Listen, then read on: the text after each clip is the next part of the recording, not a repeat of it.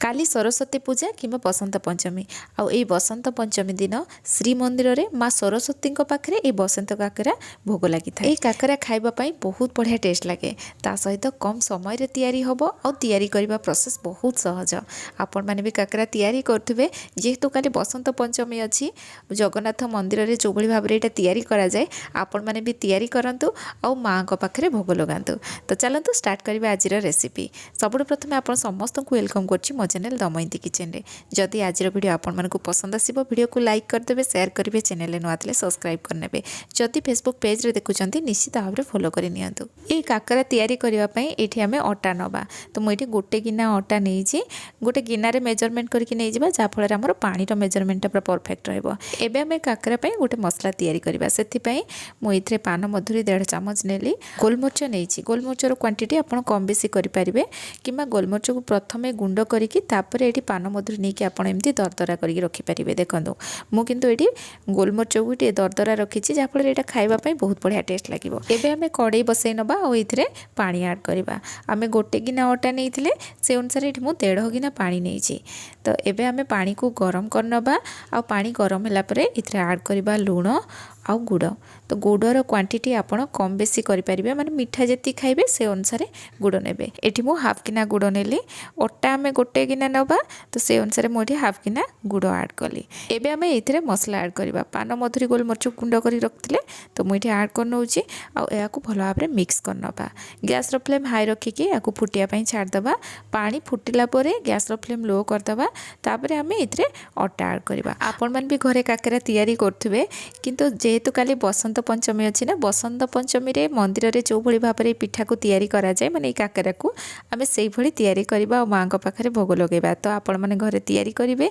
तैयारी कला परे पिठा आपण मन को केमति लागिला मते निश्चय कमेंट सेक्शन रे जणेबे। और आपण माने कोठु कोठु वीडियो भी देखुचंदी ना मते कमेंट सेक्शन रे निश्चय जणेबे। और आपण मन को कमेंट पढ़ले ना सतरे बहुत खुशी लागे।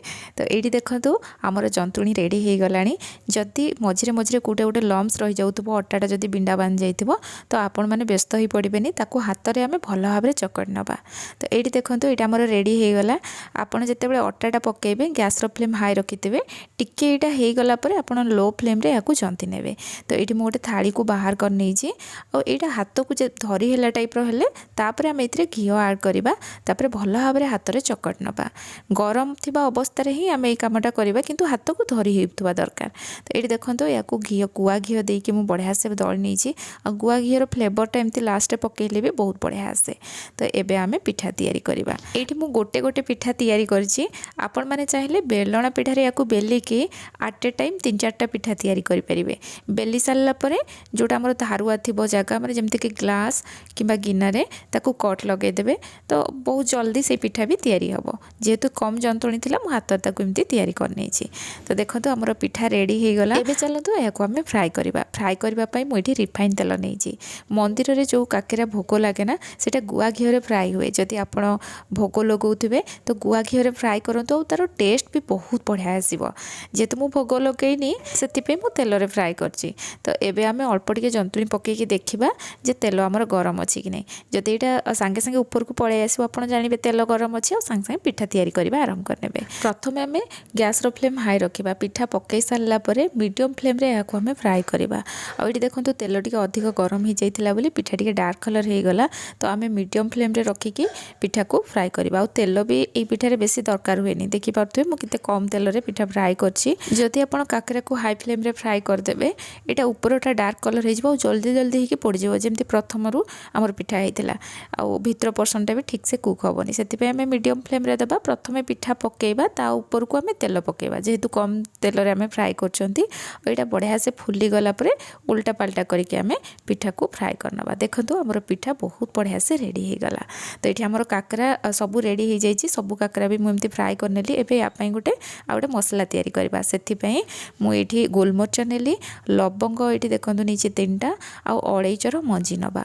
या प्रथमे भल भाव में गुंड करनबा। काकरा तैयारी कर सारा पर ये मसला को तैयारी करके ता ऊपर स्प्रिंकल करेंगे और खाइबा पई देबे। समस्त को देखिए बहुत पसंद करेंगे। तो एबे आमे देखो प्रथमे मसलाटा को गुंड करदेला चीनी ऐड कले और अल्प टिके आमे इथरे कर्पूर ऐड करवा तापर आम भल भाव में यहाँ गुंड करनवा आ काकरा उपरे स्प्रिंकल करनवा। एठी हमर रेडी हो जाइए बसंत काकरा जोटा कि जगन्नाथ मंदिर रे तैयारी करा जाए आ माँ सरस्वती पाखे भोग लगा जाए सरस्वती पूजा दिन। तो काली सरस्वती पूजा आपण मैंने भी तैयारी करंतु। तैयारी कलापर केमती लगिला मते निश्चय कमेंट सेक्शन रे जणाइबे। जदि आजिर वीडियो आपण मानकु पसंद आस्तिबो निश्चय लाइक करके जिबे। पुणी आसीबे नुआ रेसिपी नेकी। सेति पर्यंत रहुछि धन्यवाद।